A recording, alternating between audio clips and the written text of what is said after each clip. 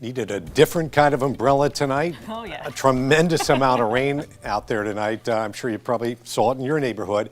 But we're also watching the tropics as well. It's been That's a busy heating up. day Yeah. in the Weather Center for sure. There were some spots that picked up more than 4 inches of rain. Wow. Some, they're talking about, what rain are you mentioning? It's been dry as can be.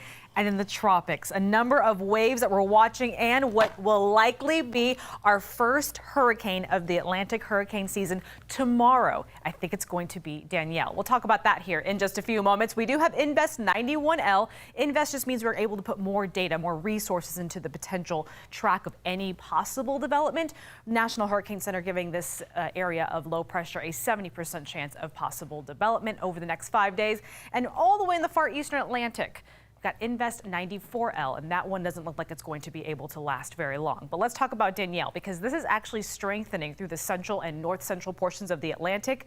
It is moving very slowly to the east at about 2 miles per hour, and it's actually forecast to meander in the same spot through Friday, Saturday, and into early Sunday. That means it's going to be able to intensify to a Cat 1, maybe even a Cat 2 storm as we go through the second half of the weekend, but thankfully staying a fish storm. It stays out in the Atlantic, stays well away from the United States, but I do think this will be our first hurricane of the Atlantic season. Then here's that one wave I was mentioning just east of the Leeward Islands. This is going to be moving a little bit more to the northwest over the next couple of days, trying to become organized, maybe becoming a depression later this weekend. But most models do want to recurve this and take it back out through the central Atlantic. Again, that's good news for us. And that little system out towards the East Atlantic, that does not look like it's going to be posing a threat to us whatsoever. So here is where we shape up with those names. We went all the way through August with no named storms.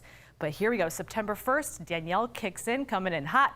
And I do think as we get closer to September 10th, which is the statistical peak of hurricane season, we are going to start to see a little more activity through this month. Here's the other big story. We broke a record in Tampa officially. The old record when it comes to rain was a little over 2 inches just last year on this day. We've already surpassed 2.7 inches. I actually think this is going to go up a little bit more, maybe 2.75 by midnight, all thanks to those heavier downpours that were just sitting over the airport, sitting over the northern portions of Hillsborough County. By Bartow, we actually picked up a little more than 4 inches of rain as well. So some spots really saw a deluge of rain, torrential downpours earlier this evening. Other spots, 1, maybe 2 inches of rain. And thankfully tonight, all the thunderstorm activity is moving on out of here. We do have some light scattered rain holding on tightly through portions of Hernando and Citrus counties, even eastern Pasco, but that's dwindling. And don't be surprised if you see some lightning strikes offshore, off in the Gulf of Mexico, down towards the south as well.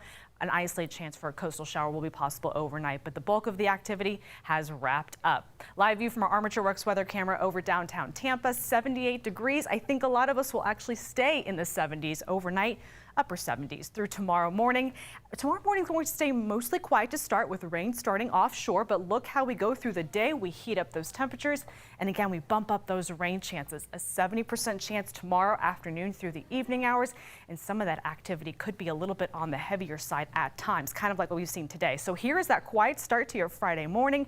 Friday afternoon through the evening hours, we start to see some of that activity bubble up, try to push back offshore. But look at Saturday. I've got to show you this. The first half of the day, as quiet as can be, it's really going to be through the late afternoon, early evening hours that we could see some of those showers and storms fire in. That really means your weekend won't be a washout. Your Labor Day weekend will have those daily chances of showers and storms, but it really will be the second half of the day.